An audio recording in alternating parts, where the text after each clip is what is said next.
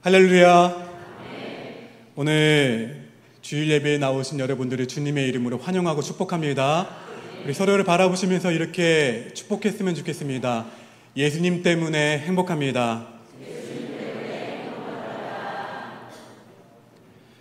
추석 명절을 맞아 그리고 고향으로, 영혼의 고향으로 오신 여러분들을 또 환영합니다. 많은 분들이 보이는데요. 오늘 예배 가운데 주님을 만나시고 주님이 깊이 만남으로 인해서 행복을 누리며 고백하게 되는 귀한 예배가 되기를 주님의 이름으로 축원합니다. 오늘 말씀을 준비하면서 영상 한 편을 준비했습니다. 그 영상을 보고 시작하겠습니다. 오늘 본문 예레미야 20장 9절 말씀을 다시 한번 함께 읽겠습니다. 9절입니다. 시작. 내가 다시는 여호와를 선포하지 아니하며 그의 이름으로 말하지 아니하리라 하면 나의 마음이 불붙는 것 같아서 골수에 사무치니 답답하여 견딜 수 없나이다. 아멘. 눈물의 선지자라고 불리는 예레미야 선지자. 예레미야는 남왕국 유다의 마지막 시대에 활동하던 선지자였습니다. 약 40년의 기간 동안 사역한 예레미야는 평생 동안 하나님의 백성들에게 죄악을 돌이키라 선포했습니다. 유다가 멸망하여 바벨론의 포로가 될 것을 알았기에 날마다 매일매일 백성들에게 돌아오라고 선포했습니다. 백성을 향한 하나님의 뜻을 한 예레미야는 가만히 앉아 있을 수 없었습니다. 새로운 생명으로 갈 수 있는 유일한 길을 알았던 그 예레미야. 그는 죽음의 상황에 내몰린 백성들을 향해 날마다 핏대를 세우며 눈물로 돌아오라고 호소했습니다. 하지만 그러한 예레미야에게 돌아오는 것은 사람들의 회개가 아닌 비난과 질책과 조롱이었습니다. 예레미야 20장 7절 말씀을 보게 되면 내가 조롱거리가 되니 사람마다 종일토록 나를 조롱하나이다. 이런 안팎의 갈등과 고난의 문제 앞에 예레미야는 하나님 앞에 나아가 씨름을 합니다. 자신이 민족의 멸망을 외침에도 불구하고 전혀 깨닫지 못하는 사람들, 회개하기는커녕 예레미야를 욕하며 조롱하고 고소하려는 움직임들, 더 거세어가는 핍박 가운데에서 예레미야는 다시는 여호와를 선포하지 아니하고 그 이름을 말하지 아니하겠노라고 외칩니다. 다짐하죠. 예레미야는 이제 멸망을 앞둔 민족 앞에 침묵하기로 결정합니다. 그러나 내가 다시는 여호와를 선포하지 아니하며 그의 이름으로 말하지 아니하리라. 예레미야는 사람들의 조롱을 들으며 자신과 친한 사람들까지 등을 돌리는 현실을 바라보며 이제는 그만 그 복음을 전하는 것을 포기하려고 합니다. 그러나 예레미야가 그런 마음을 먹을 때 본문 예레미야 20장 9절 하반절에서 자신의 마음이 불붙는 것 같다고 다시 고백합니다. 나의 마음이 불붙는 것 같아서 골수에 사무치니 답답하여 견딜 수 없나이다. 본문 9절의 말씀에 답답하다의 히브리어 라흐는 기진하다는 뜻이에요. 거의 죽을 지경에 이르렀다는 뜻입니다. 새로운 생명의 길을 내가 다시 외치지 않으면 오히려 죽을 것 같다는 이 예레미야의 열정. 예레미야는 하나님의 말씀을 무시하기에는 하나님을 너무나 사랑한 것입니다. 여러분이 너무나 잘 알고 있는 누가복음의 탕자 이야기, 거기에 등장하는 막내 아들 말고요, 첫째 아들은 아버지의 마음을 온전히 알지 못했어요. 알지 못했던 그 형의 마음이 아니라 마치 예레미야는 아버지의 마음을 아는 예레미야는 살아계신 하나님이 예레미야 마음을 다시 움직이셨다는 거예요. 여러분, 예레미야의 심장에 살아계신 하나님을 볼 수 있습니까? 예레미야에게는 삼위일체 하나님이 살아계셨습니다. 사실 그 시대에 많은 사람들이 있었습니다. 하지만 죽어가는 백성을 향해 뛰어든 사람은 예레미야밖에 없었습니다. 하나님 아버지의 마음을 아는 사람은 예레미야밖에 없었습니다. 그래서 하나님의 말씀을 선포한 예레미야의 행동, 포기하고 싶었지만 다시 일어나 백성들에게 복음을 전하는 예레미야의 모습을 보면 우리는 예레미야가 어떠한 사람인지 알 수가 있습니다. 2차 세계대전 후 독일의 기독교의 대표적인 지도자였던 마르틴 니멜러 목사님이 2차 세계대전 책임백서라는 것을 발표해서 굉장한 논쟁을 불러일으킨 일이 있습니다. 2차 세계대전의 발발에 대해서 마르틴 니멜러 목사님은 히틀러를 비방하기보다는 독일 교회와 독일 그리스도인들에게 주로 책임을 물었습니다. 마르틴 니멜러 목사님이 히틀러를 노골적으로 비난하지 않는 것에 대해 대부분의 사람들은 납득할 수 없다는 입장이었어요. 이때 목사님은 다음과 같은 간증을 하셨습니다. 저는 그동안 7차례에 걸쳐 동일한 꿈을 꾸었습니다. 그것은 제가 주님의 심판대 앞에서 주님의 질문에 대답을 하고 지나가는데 제 뒤에 있던 사람의 목소리가 들렸습니다. 예수님께서 너는 왜 나를 믿지 않았느냐 물으시자 제 뒤에 있던 사람은 아무도 저에게 예수 그리스도를 증거한 사람이 없었습니다. 대답했습니다. 목소리가 하도 익숙해서 돌아보니 그는 다름 아닌 아돌프 히틀러였습니다. 이 사건이 제 삶을 바꾸어 놓았습니다. 그때까지 히틀러가 죽기를 바란 적은 수없이 많았지만 히틀러 그의 영혼을 위해서 기도한 적이 없었다는 사실을 새롭게 인식하게 된 것입니다. 우리 독일 그리스도인들은 히틀러 그에게 복음을 전하기 위해서 진지하게 접근하지 않은 것에 모두 책임을 느껴야 할 것입니다. 2차 세계대전을 겪어보지 못한 우리는 당시 히틀러에 대한 독일인의 분위기를 잘 알지 못하지만 히틀러에 의해 수년간 옥고를 치르고 수많은 고문을 당했던 마르틴 목사님이 전하는 이 일화는 우리에게 시사하는 바가 큽니다. 우리가 복음을 전해야 할 대상자는 어떠한 자격이 있는 사람이 아닙니다. 아무런 조건도 필요 없는 누구든지 에브리원을 의미합니다. 오늘 또 다른 본문인 로마서 10장 13절 이하의 말씀을 보시게 되면 누구든지 주의 이름을 부르는 자는 구원을 받으리라 말씀합니다. 예수님께서 모든 사람의 주인이 되시며 누구든지 예수님의 이름을 부르는 자는 구원을 받을 것이다 말씀하고 계십니다. 그런데 이어서 강조하는 것은 믿음은 들음에서 나며 누군가가 예수님을 전해줘야 한다고 말씀하고 있다는 거예요.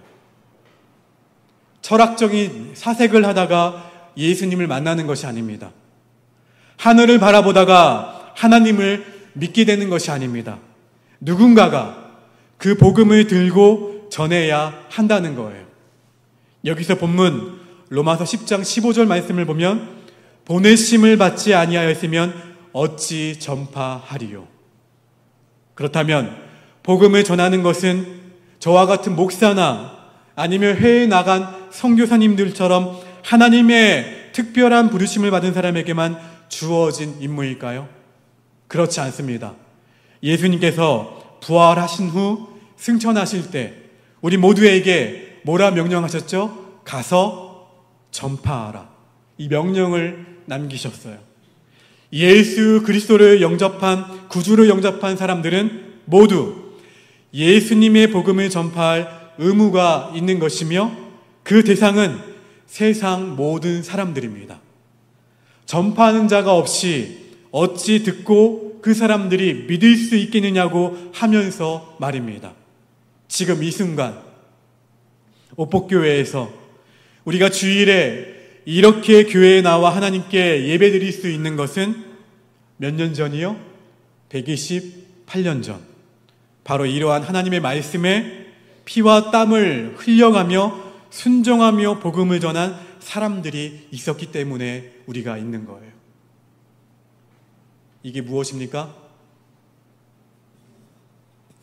뭐예요? 이제 아시겠죠? 배턴입니다. 체육대회에 꽂힌 릴레이 개주경주를 한번 생각해 볼까요? 각 주자, 개인의 달리기 실력도 물론 중요합니다. 중요하지만 릴레이에서 가장 중요한 순간은 이 배턴을 넘겨줄 때예요. 제가 아무리 선두로 달려왔다 하더라도 배턴을 넘겨주는 순간 팀워크가 맞지 않아서 이 배턴을 떨어뜨리기라도 하게 된다면 그 게임의 승산은 이미 기울었다고 볼 수가 있습니다. 지금 저와 여러분의 손에 무엇이 쥐어져 있습니까? 배턴이 주어져 있어요. 믿음의 선배들이 우리에게 전해준 예수 그리스도의 복음이 바로 이 배턴입니다. 우여곡절 끝에 우리 손에 쥐어진 이 배턴은 다음 주자에게 전해져야 됩니다. 그렇다면 우리는 누구에게 이 배턴을 전해줘야 될까요? 누구든 좋습니다. 아직 하나님을 알지 못하고 예수님의 십자가 복음을 전해 듣지 못한 사람이라면 가족이든 친구든 이웃이든 길에서 마주친 낯선 사람이든 아니면 저 멀리 다른 나라에 살고 있는 사람들이든 우리는 하나님 아버지의 마음을 아는 사람으로서 하나님의 사랑을 전해야 한다는 것입니다. 요한복음 1장에 보면 예수님을 먼저 만나 복음을 접하게 된 안드레가 형인 베드로를 찾아가 예수님을 전합니다. 이렇게 좋은 것을, 이렇게 소중한 것을 나눌 줄 아는 동생이 있었기에 예수님의 수제자 베드로가 만들어질 수 있었던 거예요. 또한 예수님의 12 제자 중 한 사람인 빌립은 예수님께서 나를 따르라 부르시자 친구인 나 다니엘에게 찾아가 메시아를 만났으니 와서 보라는 말로 친구인 나 다니엘을 전도했습니다. 결국 복음 앞에서 친구를 생각하고 전해준 빌립 덕분에 나 다니엘도 예수님의 제자가 될 수 있었습니다. 또한 사도행전에 보면 초대교회에서 사도들을 돕기 위해 세워진 7 집사 가운데 한 명인 빌립, 성령의 인도하심을 따라 길거리에서 만난 에티오피아 내시에게 복음을 증거합니다. 이로 인해 에티오피아인에게 복음을 전하게 되었고 복음의 새로운 물꼬를 트게 되었습니다. 사도 바울은 어디에 있을 때예요? 감옥에 있을 때 하나님의 역사를 목격한 간수에게 복음을 전했고 그 복음은 다시 간수를 통해서 그 가족들에게 전해지게 되었습니다. 이렇게 내가 전해 듣게 된 복음을 혹시 나만 간직하고 혼자 누리고 있습니까? 여기에 만족하지 않고 주위 사람들에게 이 믿음의 배턴을 전해줄 수 있게 되기를 주의 이름으로 축원합니다. 예수님께서 부활 승천하신 후에 2000년이 지난 오늘날에도 오늘처럼 주일이면 우리가 오복교회에 나와 또 명절이면 고향에 오셔서 오복교회에 하나님을 예배할 수 있게 된 거예요. 사랑하는 성도 여러분, 하나님의 나라는 전해주는 자가 있기에 확장되어 갈 수가 있는 거예요.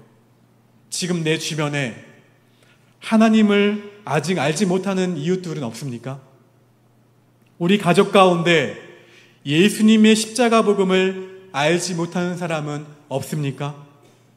그들에게 이 믿음의 배턴을 전해줄 릴레이 주자로 하나님께서는 사랑하는 성도 여러분을 지목하고 계세요. 여러분이 하나님의 사랑을 맛보아 알고 예수님을 나의 구주로 영접했다면 주저하지 말고 복음, 소중한 예수님을 전하게 되기를 주님의 이름으로 축원합니다. 성경을 잘 몰라도 상관없어요. 멋진 논리를 펼쳐 보이지 못해도 좋습니다.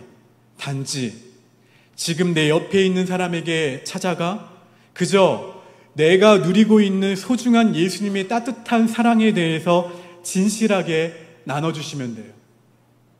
예레미야가 참을 수 없었던 이유, 유일한 길이 하나님밖에 없음을 알았기 때문에 그래요. 그 많은 사람들을 구원할 길이 하나님밖에 없었음을 알았기 때문에 복음을 다시 전할 수밖에 없었던 겁니다. 하나님 나라가 남유다 땅에 임해야 하기에, 진정한 회복이 일어나야 하기에 예레미야는 자신이 사랑하는 사람들이 멸망의 길에 넘어졌을 때 자신의 몸을 던져 뛰어들 수 있었던 것입니다. 사랑하는 성도 여러분, 예수님을 만난 사람은 더 이상 가만히 앉아 있어서는 안 됩니다. 정말 구원의 감격을 누리고 있다면 우리도 일어나야 됩니다. 만약 우리 앞에 지하철 선로에 떨어진 아이가 있다면, 그 순간 열차가 달려오는 소리가 들린다면, 우리 앞에 죽음에 직면한 누군가가 선로 앞에 떨어져 있다면 여러분은 어떻게 하시겠습니까? 여러분에게 남은 가족과 함께할 시간, 여러분에게 남은 전도할 시간, 다음에 전도하지.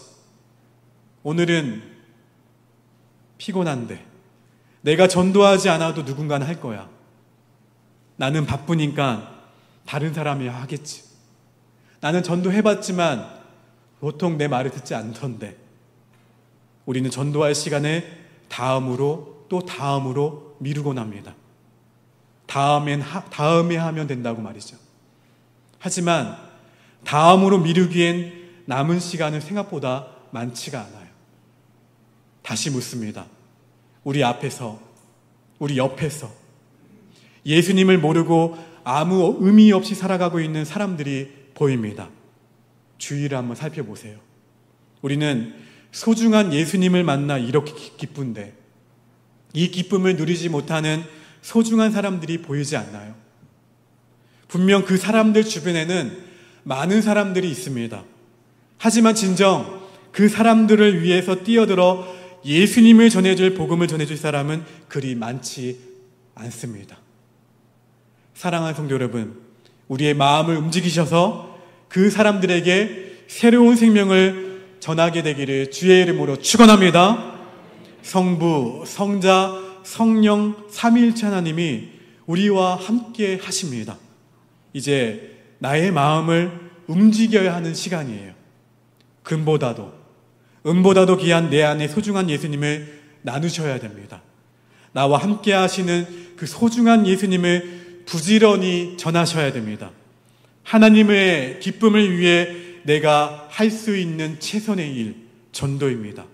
우리의 의무이기도 하죠. 예수님을 믿지 않는 가족, 예수님을 믿지 않는 친구, 예수님을 믿지 않는 이웃에게 한 걸음 한 걸음 복음을 전해야 합니다. 사람이 죽어가는데 우리가 잘 수 있나요? 사람이 죽어가는데 우리가 가만히 있을 수 있나요?